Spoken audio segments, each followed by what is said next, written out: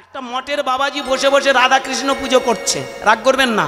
আমি মনে করব রাধা কৃষ্ণের পুজো করার থেকে একটা মঠের বাবাজির থেকে অনেক দাম এখানে যারা আজকের নায়কবাবু কর্তৃপক্ষ আছে। একদম ঠিক। আমি বাস্তবাদী কীর্তনী, আমার কথাগুলো ভালো করে মাথায় নেবেন, তাহলে বুঝতে পারবেন, নতুবা আমার কথার মানে বুঝবেন না।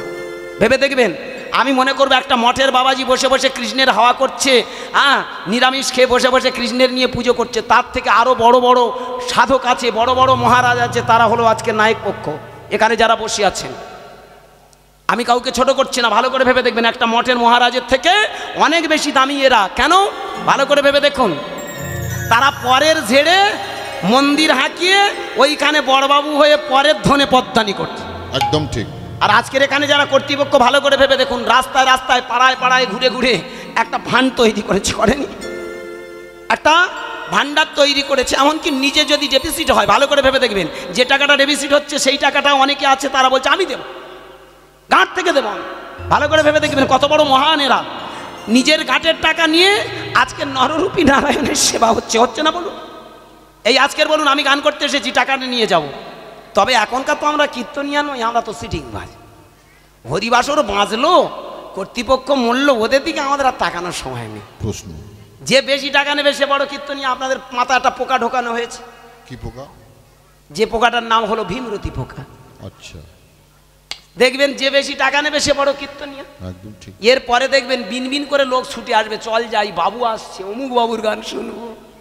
আর পাড়ার কল্যাণী যখন গান গায় বলে ও আবার সমাজের কি কল্যাণ করবে। প্রশ্ন, আসতে কল্যাণী আবার কবে গান শিখলো রে? কল্যাণী আবার কি সমাজের উপকার? ওই তো 8,000 টাকার কীর্তনিয়া। আর যে তোমার বাঁশ দিয়ে 1 লাখ টাকা নিয়ে যাচ্ছে, ওই এসে নাকি তোমার উপকার করে। শোষণ। এই কথাগুলো বলি বলে আমি অনেকের কাছে খারাপ। পৃথিবীতে যদি জালি সিটিংবাজ থেকে থাকে, বর্তমান দিনে আমরা যারা কীর্তনিয়া 50, 60, 70, 80, 1 লাখ, 1 লাখ 20, 1.5 লাখে দাঁড় করিয়েছি। বলুন এই 3 ঘন্টা হরিনাম করে আপনাদের কি এমন দেব গো, যার দ্বারা আমাদের একটা মাইনে 1 লাখ? প্রশ্ন, সালা একটা সরকারি চাকরিওয়ালা দেখা যাচ্ছে সারা মাস খেটে খেটে 30,000, 40,000 টাকার বেশি মাইনে পায়। একটা যারা বিএসএফ এর চাকরি করে, ভালো করে ভেবে দেখবেন, তাদের 70-80 হাজার টাকা সারা মাসে। আর আমরা 3 ঘন্টায় টাকা নিচ্ছি। তারা দেশ রক্ষা করছে আর আমরা বাঁশ দিয়ে যাচ্ছি, শোষণ করছে। এই কথা বলেছিলাম বলে এক জায়গায় একটা বড় কীর্তনী আমায় কি বলছে জানেন? আমি এই কথাটা বলেছিলাম বলে একটা বড় কীর্তনী আমায় বলছে, বলে আমাদের যোগ্যতা না থাকলে আর এই জায়গায় এত টাকা নিচ্ছি? হ্যাঁ রে শালার বেটা শালা, জানোয়ারের বাচ্চা জানোয়ার। রাগ করবেন না, গালাগাল করছি বলে আমি উত্তর দেব। বলুন তোর কত বড় যোগ্যতা আছে যে তুই মানুষকে শোষণ করে 3 ঘন্টায় তুই 1 লাখ টাকা নিচ্ছিস? প্রশ্ন, গান শিখেছিস ভালো কথা, এটা সঙ্গীত ব্যবসা, এটা কীর্তন ব্যবসা নয়। তুই সঙ্গীতের ব্যবসা কর। কীর্তনের হরিবাসরে দাঁড়িয়ে তুই কীর্তনের নাম করে কেন সঙ্গীতের ব্যবসা চালাচ্ছিস? শোষণ করছে। আমাকে একজন বলেছিল, বলে আমরা হীরের টুকরো আর আমি নাকি লোহা। আচ্ছা, আমি আর বলবো না, ভালো করে ভেবে দেখবে। সে আমায় বোঝাচ্ছে আমরা হীরের টুকরো, হীরের দাম বেশি না লোহার দাম বেশি, ওই জন্য কম টাকা নিই বলে মাগো আমরা নাকি লোহা আর ওরা নাকি হীরে। তা কত বড় হীরের ধার তুই বাবা, লাইনে আয় দেখি।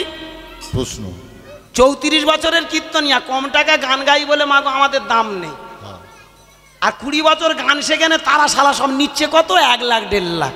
আমি মাঝে মধ্যে ভাবি আপনারা সত্যি চিন্তা ভাবনা এক নিয়েছেন, আর আমরাও এক চিন্তা ভাবনা নিয়েছি। বৈষ্ণব যারা হবে তাদের আবার এত টাকার লোভ কেন গো? এখানেই প্রশ্ন। একটা হরির তো কি গাঁটের মধ্যে লুকিয়ে রেখেছিল, আর একটা নিয়ে গৌর হরির হাতে দিয়েছিল। লোকটা অন্য কেউ নয়, গোবিন্দ ঘোষ। যেই একটা হরিত্ব কি পরের দিন দিল, বলে তুমি বৈষ্ণব নও। কেন? যার মধ্যে সঞ্চয় প্রবৃত্তি থাকবে সে কোনোদিন প্রকৃত বৈষ্ণব হতে পারে না।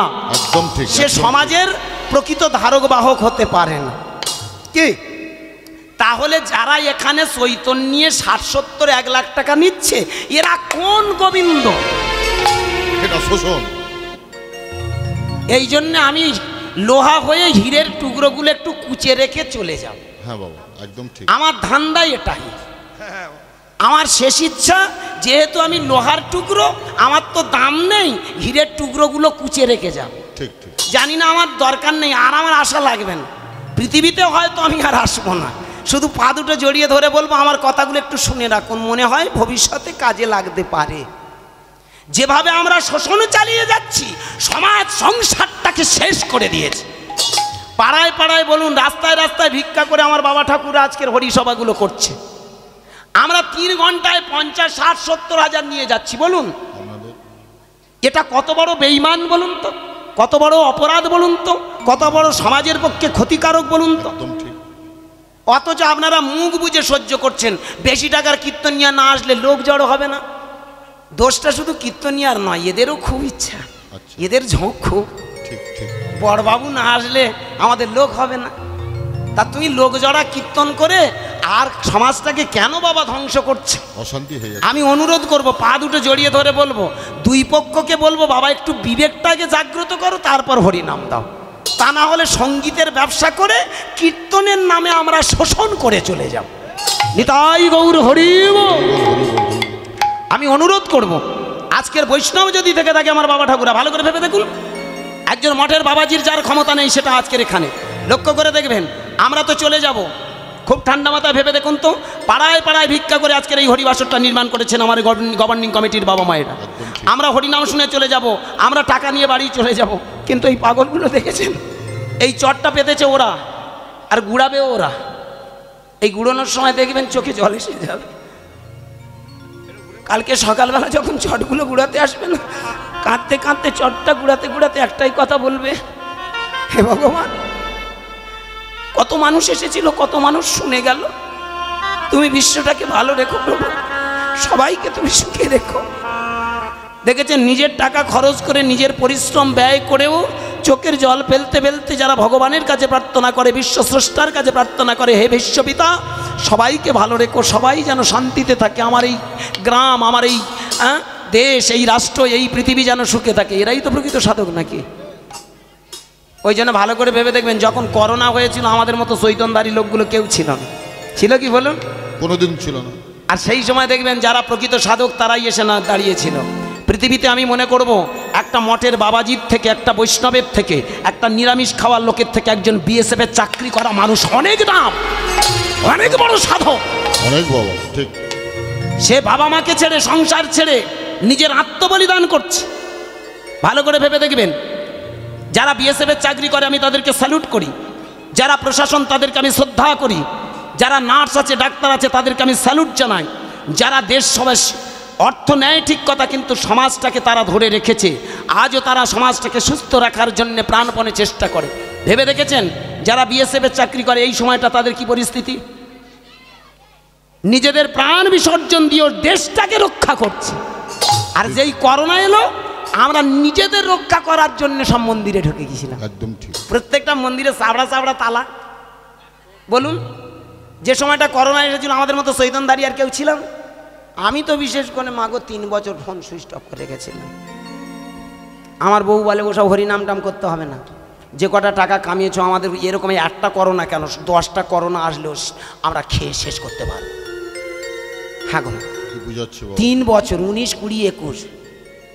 তারপরে যখন ফোনটা খুলে দিলাম, কিছু নায়কবাবু ফোন করে বলছে, বাবা কি ব্যাপার গো, তোমার ফোনে পায়ে পেলাম না, করোনার সময় কোথায় ছিলে?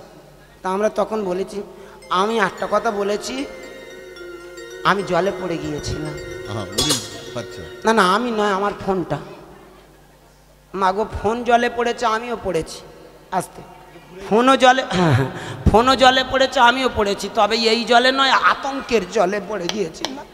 না জানি মরে যাব, না জানি শেষ হয়ে যাব। অথচ যেই ভ্যাকসিন আবিষ্কার হয়ে গেল, সঙ্গে সঙ্গে আমরা বলতে শুরু করেছি, হরিনাম করো ভগবান মিলবে, কৃষ্ণ নাম করো ভগবান দর্শন হবে। হ্যাঁ রে, তোরা তখন কোথায় ছিলিস? যখন করোনার সময় মানুষ যখন পাগল হয়ে ঘুরে বেড়াচ্ছে, তোরা তখন এই কীর্তনের ভ্যাকসিনটা কই মানুষের দিলি না? আসলে আমরা কারা আমরা জানি তো। হ্যাঁ, আমরা সেই কীর্তনিয়া নই যে কীর্তন দিয়ে সমাজটাকে রক্ষা করা যায়। আমার নিমাই চাঁদ হলো সেই কীর্তনিয়া, যে কীর্তনের মাধ্যম দিয়ে সমাজটাকে রক্ষা করেছে বিনি পয়সায়। অনেকে বলতে পারেন, আসতে গুরুদাস বাবু তোমার গান শুনি, তুমি চিৎকার করো, তুমি কীর্তনিয়াদের এইসব অনেক মানুষের অনেক কথা বলো, কিন্তু তুমি কত টাকা নাও? আমি আজকের আবারও কথাটা বলছি, যেটা আমি ইউটিউবে প্রত্যেকটা জায়গায় দাঁড়িয়ে বলেছি, আজও সেই কথা বলছি উইদিন ক্যামেরা অন দ্য স্টেজে দাঁড়িয়ে। আজও পর্যন্ত কোনো হরিসভায় কোনো নায়কবাবু আমাকে বলতে পারবে না আমি প্রেশার ক্রিয়েট করে টাকা নিই। আমি বলি বাবা আমার 7-8টা ছেলে আছে, এদের একটা মাইনা দিতে হয়। ভালো করে ভাববেন, এক একটা ছেলেকে 12, 13, 1400, 1500 টাকা করে দিতে হয়, তাহলে 7টা ছেলের একটা পয়সা খরচ আছে। তা কত খরচ হতে পারে? 10,000 যাক। একটা গাড়ি আসবে কত যাক? 6,000, 7,000 যাক। আমি যদি 22,000 টাকায় গান করি, আমি মিথ্যে কথা নয়, 22,000, 25,000-এর মধ্যে গান গাই। আজকের আমার এখানে কাছাকাছি বলে আমি কম টাকায় গান গাই, বাইরে হলে একটু 25,000-এর উপরে আমি কোনোদিন কারোর কাছে চাই না। একটাই কারণে বলি, বাবা গাড়ি ভাড়ার আছে, কস্টিং চার্জ আছে, একটা জায়গায় যেতে হয়তো 8,000, 9,000, 10,000 খরচ, তাহলে 10, 20,000। আমি যদি 22,000 বা 25,000 টাকা নিই, 1,000 টাকা ঝাড়বো, 5,000 টাকা ঝাড়বো। বলুন 3 ঘন্টায় 5,000 টাকা কামাচ্ছি, কম টাকা? অথচ ভালো করে ভেবে দেখবেন, একটা এই কথাগুলো বলি বলে কীর্তনিয়াদের আবার একটু ঝাল লাগে। তুমি 3 ঘন্টায় 5,000 টাকা কামাচ্ছ, তোমার তাতে মনোতুষ্টি হচ্ছে না। তোমার গোষ্ঠীটা এসি রুমের ভিতরে শুয়ে আছে, তাতেও মনোতুষ্টি হচ্ছে না।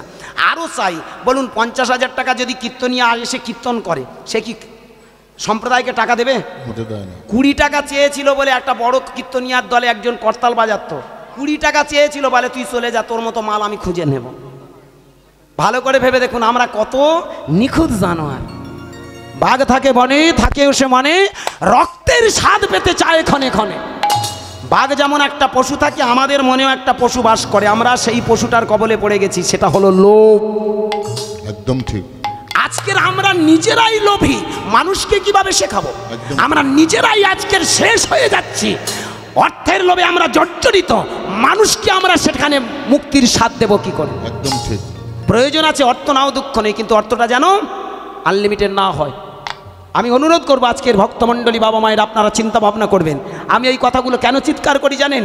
এই সমাজ, এই সংসার, আজকের এই কীর্তন শেষের পথে, ধ্বংসের পথে আমার সনাতন ধর্ম, ধ্বংসের পথে আমার হিন্দু ধর্ম, ধ্বংসের পথে আজকের হরিসভা, ধ্বংসের পথে প্রত্যেকটা হরিবাসর। তাই আমি অনুরোধ করবো, আপনারা হরিবাসর যদি বাঁচাতে চান, হরিসভা যদি বাঁচাতে চান, বিবেক চেতনা দিয়ে দেখুন আমার নিমাই চাঁদ কোন কীর্তন করতে চেয়েছিল। নিমাই চাঁদ তাই দেখিয়ে দিয়েছিল, তোরা একবার কৃষ্ণের মতো হ, সত্য ন্যায়নিষ্ঠ মানুষ হ, তোরা রামের মতো হ রে রাম। ওরে এই রামের মতো হলে, এই কৃষ্ণের মতো হলে সেই কৃষ্ণের পাবি, এই রামের কৃপা যদি পাস একবার, সেই রামের পাবি। একদম। তাই সত্য ন্যায়নিষ্ঠ হ, দেবতার পুজো করতে লাগে না, দেবতার আদর্শ মানতে লাগে। তাই চলুন, নিতাই গৌর হরি বল। বেলা হয়ে যাচ্ছে, ছোট করে আমি কথা দিয়েছিলাম একটা বলি নিয়ে কীর্তন গাইব, কি বলেছিলাম তো? আপনারা যারা হরিনাম শুনছেন, তো চলুন আমরা একটু ছোট করে সেই লীলা শুনে নিই। এই বলি প্রথাটা আদৌ সমাজের পক্ষে মঙ্গল নয়, সেটা প্রমাণ করে গিয়েছিল কে? ভক্ত কবি জয়দেব। তো আজকের আমার যে বিষয়বস্তুটা হবে, রাজা লক্ষণ সেনের সভাকবি ভক্ত জয়দেব।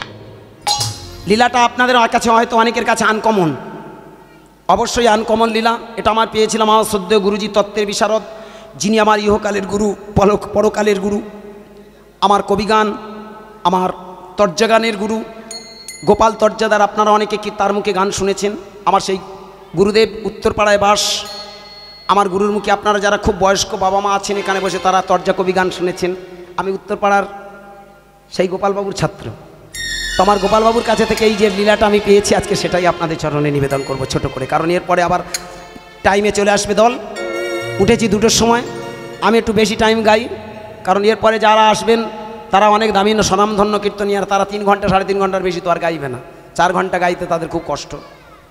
আমি একটু কম টাকায় একটু বেশি করে গাই, কাউন্সিলের দল। একদম ঠিক। তো যাই হোক, ভক্তমণ্ডলী মায়েরা চলুন, তো আজকে চলুন আমরা এগিয়ে যাই একটু আস্তে আস্তে সেই লীলার কথা।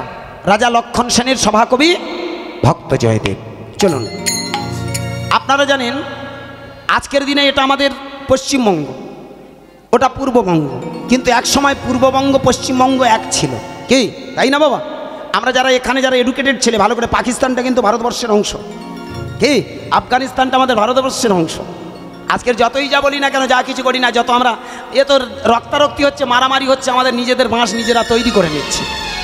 তা ভালো করে ভেবে দেখবেন, যাক বেশি দূরে না, এইটুকু শুধু বলবো। চলুন আমরা বিষয়ের যেটা এগিয়ে যাই। টোটাল এই বঙ্গের রাজা, পূর্ববঙ্গ নয়, পশ্চিমবঙ্গ নয়, পূর্ববঙ্গ আর এই পশ্চিমবঙ্গ টোটালকে বলা হতো বঙ্গভূমি। আর এই বঙ্গের রাজা ছিল রাজা লক্ষণ সেন। এই রাজা লক্ষণ সেন ছিলেন, যারা হিস্ট্রির ছাত্র, আস্তে কথাটা একটু মন দেবেন, যারা ইতিহাসের ছাত্র আমার কথাটা মিলিয়ে নেবেন।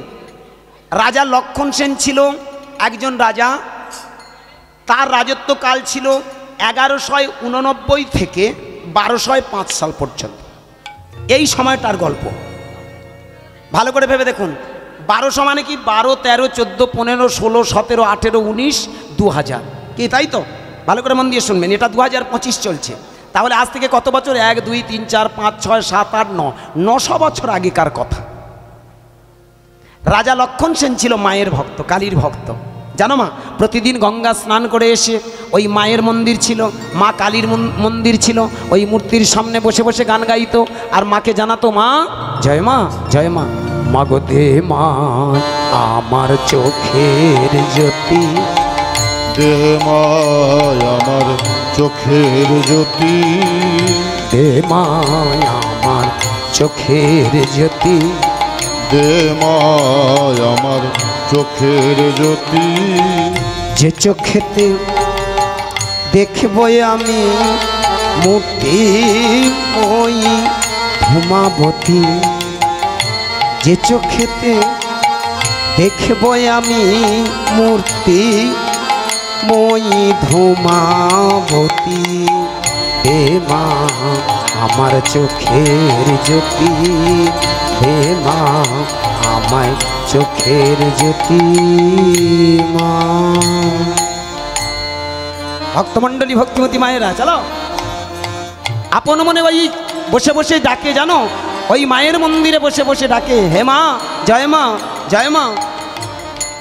কখনো মা মা কমলা, কখনো মা মা বগলা, কখনো মা মা কমলা, কখনো মা মা বগলা, কখনো মা ধূমাবতী, শিবের তুমি সাথী সতী, কখনো মা ধূমাবতী, শিবের তুমি সাথী সতী, দে মা আমার চোখের জ্যোতি, দে মা আমার চোখের জ্যোতি মা। বল দেখি মন সেবা কেমন, নাথের বুকে মারে লাথি, বল দেখি মন সেবা কেমন, নাথের বুকে মারে লাথি, ভক্তজনা ভেবে বলে সব মায়ের সব ডাকাতি, ভক্তজনা ডেকে বলে সব মায়ের সব ডাকাতি, দে মা আমার চোখের জ্যোতি, দে মা আমার চোখের জ্যোতি, দে মা আমার চোখের জ্যোতি মা। প্রেম সে বলো নিতাই গৌর হরি বল, হরি বল। ভালো করে ভেবে দেখবেন, এখানে অনেক মায়ের ভক্ত আছে, আছেন মা? আছেন তো? এখানে অনেক মা কালীর ভক্ত আছেন। একটা কথা বলে রাখি, পৃথিবীতে 5 রকম ভক্ত পাওয়া যায়: শাক্ত, শৈব, সৌর, গানপত্য আর বৈষ্ণব। এখানে যারা বসে আছেন আমার জ্ঞানীগুণী বাবা মা, ভালো করে ঠান্ডা মাথায় ভেবে দেখবেন, 5 রকম ভক্ত, এর উপরে কোনো লাইন নেই। 5টা প্রধানত কি কি? শাক্ত, শাক্ত মানে মা কালীর পূজা যারা করে, শক্তির আরাধনা যারা করেন তাদেরকে শাক্ত বলা হয়। শৈব, যারা শিবের পূজা করে। আপনি পাহাড় অঞ্চলে যাবেন, আজও দেখবেন ওখানে দাঁড়িয়ে প্রচুর মানুষ আছে যারা শিব শম্ভো, জয় বাবা ভোলেনাথ, ওম শঙ্কর। ভালো করে ভেবে দেখবেন, এদেরকে বলা হয় শৈব। তাহলে শাক্ত হলো মা শক্তির যারা পূজা করে, শৈব কারা? যারা শিবের আরাধনা করে, শাক্ত শৈব। সৌর, সৌর কারা? যারা সূর্যের পূজা করে।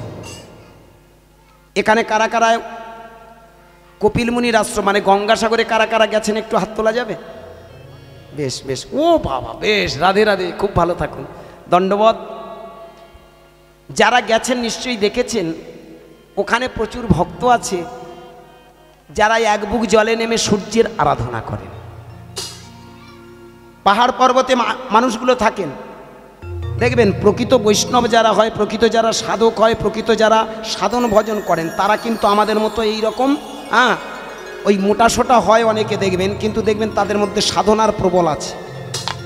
তবে বেশিরভাগ সাধকরা শরীরটাকে জীর্ণ করে ফেলে, ভেবে দেখবেন।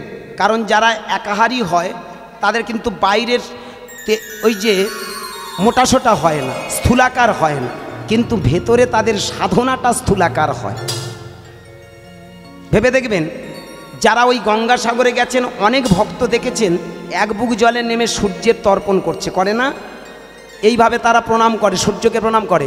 ওং জবা কৌশম শঙ্কাশং কশ্যপ্যং মহাদূতিম ধন্তরিং সর্ব পাপগ্নম প্রণোতস্মি দিবাকরম। ওং জবা কৌশম শঙ্কাশং কশ্যপ্যং মহাদূতিম ধন্তরিং সর্ব পাপগ্নম প্রণোতস্মি দিবাকরম। ওং জবা কৌশম শঙ্কাশং কশ্যপ্যং মহাদূতিম ধন্তরিং প্রণোতস্মি দিবাকরম। আপনারা আজও এখানে অনেক মা আছেন যারা স্নান করতে নেমে এই মন্ত্রটা বলেন, বলেন তো ওং। ভালো করে ভেবে দেখুন, সূর্যকে প্রণাম করছেন কিন্তু প্রথমে ওম। আমি এতক্ষণ বকর বকর করাটা আপনারা হয়তো অনেকে মানে বোঝেননি। পৃথিবীর আদি মন্ত্র কিন্তু ওম। কৃষ্ণ ও, রাম ও, নারায়ণ ও, ওং নমঃ শিবায় ও।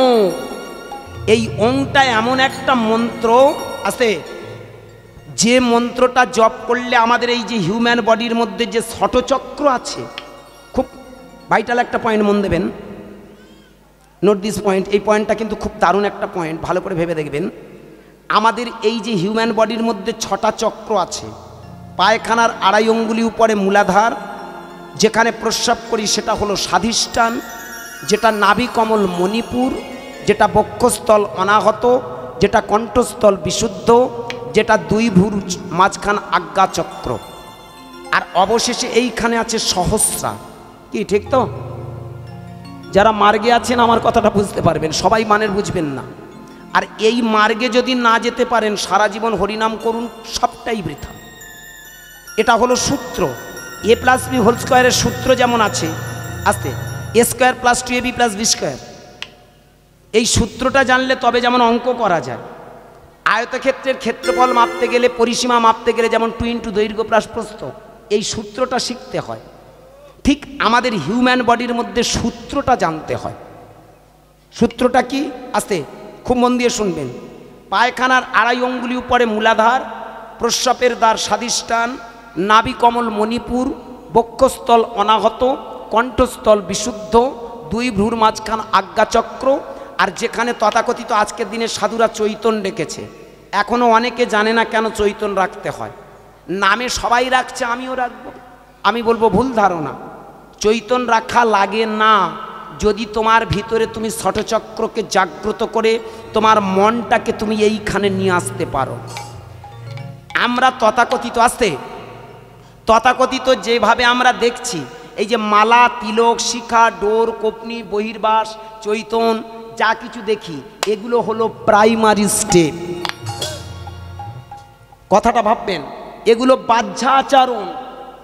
অ্যাকচুয়ালি মালা মানে তুলসীর মালা নয়, কৃষ্ণ নামের মালা। ভালো করে ভাববেন। খেতে শুতে যদি কৃষ্ণ কৃষ্ণ কৃষ্ণ কৃষ্ণ কৃষ্ণ বলেন তাহলে সেটাই হয় প্রকৃত মালা। শুধু চারটিখানে মাল বাইরে নিলেই লাভ নেই। অনেকে নামে তুলসীর মালা নিয়েছে অথচ চিটিংবাজের চিটিংবাজের একেবারে একশের, যেমন আমাদের মতো। এই দেখুন কগাছা মাল ঝুলিয়েছি। আমার এই পুঁতির মালাগুলো, এগুলো মিথ্যে কথা নয়। হরিবাসের আজকের ক্যামেরা আছে, বলতে দ্বিধা নেই। আমার বাবাকে হারিয়েছি। বাবা, আমি তখন প্রথম যখন গান শিখি, বাবা আমার জন্য এই 3টে স্মৃতি এনে দিয়েছিল। আজও 3টে স্মৃতি আমার জীবনে আছে। বাবাকে হারিয়েছি।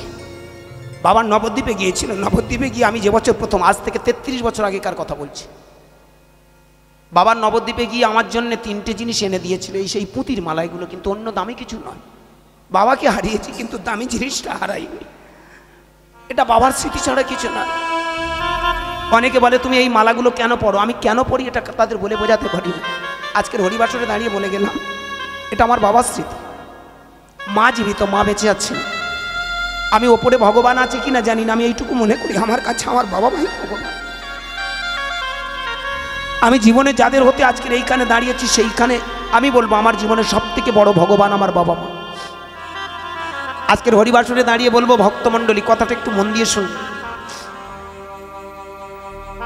তথাকথিত আজকের দিনে আমরা যারা মালা তিলক শিক্ষা নিই, চরিত্রটা যদি না বদলাতে পারি তাহলে জানবেন মালা তিলক নিয়ে লাভ নেই। মানুষকে যদি ভালোবাসতে না পারি তাহলে আমি মনে করব সেটা বৈষ্ণবের আচরণ নয়। বৈষ্ণবের আচরণ হলো মানুষকে ভালোবাসা। কি বাবা, তাই না? হরি হরি হরি বল, হরি বল। হ্যাঁ গো মায়েরা, ভালো করে ভেবে দেখবেন। আজকের আমি যদি আপনাদের রক্তচোষা, এই যে রক্তঝরা পয়সাগুলো যদি আমি শোষণ করে নিয়ে চলে, যেটা বৈষ্ণবের লক্ষ্য নয়। আমি যদি আপনাদের মিথ্যে কথা শুনিয়ে আপনাদেরকে প্রলোভন দেখিয়ে ভগবান আছে, ভগবান মিলবে, অমুক করো তমুক করো, হ্যান করো ত্যান করো যদি বলি, আমি মনে করবো এটা আমার মিথ্যা। আমি নিজে পাইনি, আপনাদের কি পাওয়া? আমি মনে করি ভগবান যদি থেকে থাকে একটা জিনিস, সেটা হলো ঘরের বাবা মা। আর একটা ভগবান, ভালো করে ভেবে দেখবেন আমার কথাটা, আমাদের ভিতরে যে আত্মদর্শনের নাম হলো ভগবান দর্শন। এই ভগবান দর্শনটা হয় কি করে জানেন? যদি অনর্গল কৃষ্ণ নাম করেন, অনর্গল যদি হরি নাম করেন, দেখবেন আপনার ভিতরে আস্তে আস্তে এই ষটচক্রের ভিতরে একটা আলোড়ন সৃষ্টি হয়। ভিতরে দেখবেন আস্তে আস্তে একটা শিহরণ জাগবে। যারা দেখবেন কৃষ্ণ নাম করে, কৃষ্ণ রাম নারায়ণ এই শব্দগুলো জপ করার সাথে সাথে দেখবেন আপনার ভিতরে না ওই মূলাধার স্বাধিষ্ঠান মণিপুর অনাহত বিশুদ্ধ আছাড় খেয়ে দেখবেন ওখান থেকে একটা শিহরণ উপরের দিকে ঠেলে ঠেলে উঠছে। হরিনামের এমন একটা শক্তি আছে, ভালো করে ভেবে দেখবেন। একটা জাহাজকে যেমন একটা হর্স পাওয়ার নিয়ে যায়, একটা ট্রেনকে যেমন একটা হর্স পাওয়ার নিয়ে টেনে নিয়ে যায়, জোয়ার আসছে, উজান আসছে, তাকে ঠেলে চলে যায়। নামের এমন একটা শক্তি, এটা এমন একটা হর্স পাওয়ার, এত বড় একটা মহান মানে এমন বিশাল ক্ষমতা আছে, যেটা আমাদের সমস্ত কিছু কুপ্রবৃত্তিকে ধ্বংস করে, সমস্ত উজানকে শেষ করে, কুপ্রবৃত্তিগুলো শেষ করে ঊর্ধ্বমুখী করে তোলে। আমার কথাটা ভেবে দেখবেন। আপনার জীবনে যদি হরি নামটাকে যদি ইউটিলাইজ করেন, ঠিকমতো সদ্ব্যবহার করেন, দেখবেন এইটুকু বলে যাই মায়েরা, আপনার ভিতরে দেখবেন একটা শিহরণ জাগবে। এই কৃষ্ণ রাম নারায়ণ এই শব্দগুলো দেখবেন যখন বারবার উচ্চারণ হবে, উচ্চারণের সাথে সাথে দেখবেন আপনার এই হিউম্যান বডির মধ্যে একটা শিহরণ তৈরি হচ্ছে, লোমকূপগুলো খাড়া খাড়া হয়ে যায়। ভিতরে দেখবেন আপনার একটা শিহরণ আস্তে আস্তে নিচে থেকে উপরের দিকে চলে যাচ্ছে। মিলিয়ে নেবেন ভক্তমণ্ডলী বাবা। ওই মূলাধার থেকে যদি কোনোদিন স্বাধিষ্ঠানে আসে, স্বাধিষ্ঠান থেকে যদি মণিপুর আসে, মণিপুর থেকে অনাহত, অনাহত থেকে বিশুদ্ধ, বিশুদ্ধ থেকে আজ্ঞাচক্র, অবশেষে যদি এটাকে আমরা টেনে এই সহস্রাতে নিয়ে আসি, সেদিন তাদেরকে বলা হয় বৈষ্ণব। বৈষ্ণব মানে বাইরে সাজা নয়, তোমার ভিতরে ষটচক্রের আলোড়ন তৈরি করে সহস্রাতে নিয়ে এসে এই সমাজ সংসারটাকে বিবেক চৈতন্য তৈরি করার নাম হলো বৈষ্ণব। একদম ঠিক। আমার নিমাইচা দেখিয়ে দিয়েছিল, পৃথিবীতে মানুষ হয়ে যায় মহামানব, আর মানুষ যখন মহামানব হয় তখন তার ভিতরে এই শিহরণগুলো ঊর্ধ্বমুখী হয়। একটা খুব কাঁচা কথা বলে যাই, আপনাদের চরণে কথাগুলো দেখবেন, তত্ত্ব শুনবেন, শুধু লীলা শুনে লাভ নেই, লীলার ভিতরে গভীর হচ্ছে এই তত্ত্বগুলো। খুব কাঁচা কথা আমার মায়েরা, স্বামী স্ত্রীর মিলন হলে কি হয় জানেন? খুব কাঁচা কথা। আমার বাবা আমার মায়েরা ক্ষমা করবেন, কথাটা খারাপ মাইন্ড নেবেন না, শুদ্ধ মস্তিষ্কে কথাটা ভাববেন। আমরা যখন স্বামী স্ত্রীর মিলন করি দেখবেন আনন্দ একটা পাওয়া যায়, আর সেই আনন্দের সময় কি হয় জানেন? আমাদের এইখান থেকে, এই সহস্রা থেকে ভেবে দেখবেন, আমাদের যে মস্তিষ্ক আছে এই সহস্রা থেকে আস্তে আস্তে একটা রস নিচের দিকে নামতে থাকে। আমাদের যে স্পাইনাল কর্ড আছে, এই মেরুদণ্ড আছে না, আর তার পাশে দেখবেন সূক্ষ্মাতি সূক্ষ্ম যে স্নায়ুগুলো আছে, এই স্পাইনাল কর্ড আর মেরুদণ্ডের ভিতর দিয়ে, এই যে স্নায়ুগুলোর ভিতর দিয়ে, নার্ভগুলোর ভিতর দিয়ে ওই রজবীর্যগুলো আছাড় খেয়ে নিচের দিকে চলে আসে। খুব কাঁচা কথা বাবা। মানুষের রজবীর্য তৈরি হয় মস্তিষ্কে, এই জন্যে যে যত মানুষ এই রজবীর্যটাকে ধরার ক্ষমতা রাখে সে তত বেশি জ্ঞানী হয়। তবে তাই বলে এই নয় যে সেটাকে ব্যবহার করা খারাপ। যেটুকু প্রয়োজন প্রকৃতি বলছে সেইটুকু প্রয়োজন করো, প্রয়োজন ব্যবহার করো, নতুবা তুমি নষ্ট করো না। যদি তুমি নষ্ট করো তাহলে জীবনে তুমি কষ্ট পাবে, আর যদি তুমি সেটাকে একটা ইউটিলাইজ করতে পারো, সৎ ব্যবহার করতে পারো, তাহলে একদিন তুমি দেখে নাও তুমিই মহামানব। ভগবান বলে বাইরে কিছু নেই। কথাটা শুনতে খারাপ লাগলেও চরম সত্য, মিলিয়ে নেবেন। আমাদের এইখানে মস্তিষ্কে যে রজবীর্যটা থাকে আস্তে আস্তে নামতে নামতে নিচের দিকে নেমে আমাদের একটা দরজা তৈরি করে দিয়েছে, দ্যাট ন্যাচারাল গিফট, এটা প্রকৃতির আশীর্বাদ, গড গিফট, যেটাকে বলা হয় স্বাধিষ্ঠান। খুব কাঁচা কথা, যে দরজা দিয়ে স্বামী স্ত্রীর মিলনে একটা সন্তান হয়, ভালো করে ভাববেন, ওটাকে আমরা বলি মানব, মানব সন্তান বলি, তো মানব বলি বা সন্তান বলি, ভালো করে ভেবে দেখবেন। নিচে থেকে এই যে উপর থেকে আস্তে আস্তে নিচের দিকে নেমে যেটা মিলনে হয় তার হয়, সেই মিলনে যেটা হয় সেটাকে সন্তান বা মানব বলা হয়।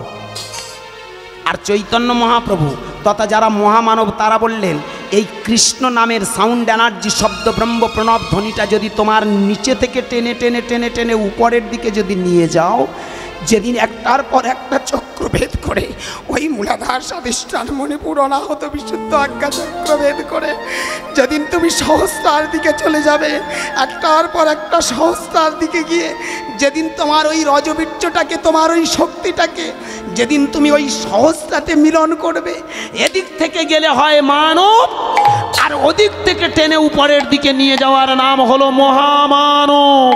হরি বল বাবা, নিতাই গৌর হরি বল। এদিক থেকে গেলে সন্তান আর ওদিক থেকে আসলে মহা সন্তান। ভালো করে ভেবে দেখবেন, আমরা সন্তান জন্ম দিই কিন্তু মহা সন্তানের জন্ম দিই না। আমরা মানব জন্ম দিই কিন্তু মহা মানবের জন্ম দিই না। আমার নিমাই চাঁদ মহা মানব বানাতে এসেছিল জানেন। হরি বল হরি বল। এই হরি নামটা দিয়ে মানুষকে দেখিয়ে দিয়েছিল তোমরা শুধু মানুষ নও, তোমরা মহামানব, তোমরা অমৃতের সন্তান, তোমরা স্রষ্টার সন্তান। প্রতিটা মানুষকে সেই ভগবত দর্শন, সেই আত্মদর্শন, সেই উপলব্ধি দেওয়ার জন্যই হরিনাম। এই জন্য দেখিয়ে দিয়েছিল হরে কৃষ্ণ, পারলে তোরা সেই ব্রহ্ম কৃষ্ণের সঙ্গে একবার মেশ। এই কৃষ্ণকে ধরলে সেই কৃষ্ণ, এই কৃষ্ণ, কৃষ্ণ কৃষ্ণ কৃষ্ণ কৃষ্ণ হরে হরে, এই কৃষ্ণ ওই কৃষ্ণ মিশে ব্রহ্ম Krishna, the man is god.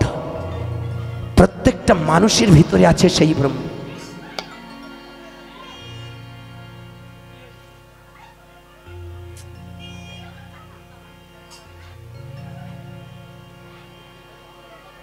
জয় শ্রী রাধে। আস্তে আস্তে আস্তে ক্ষমা করবেন, ঠিক আছে, চলো চলো। কারণ এটা মার্গের জিনিস,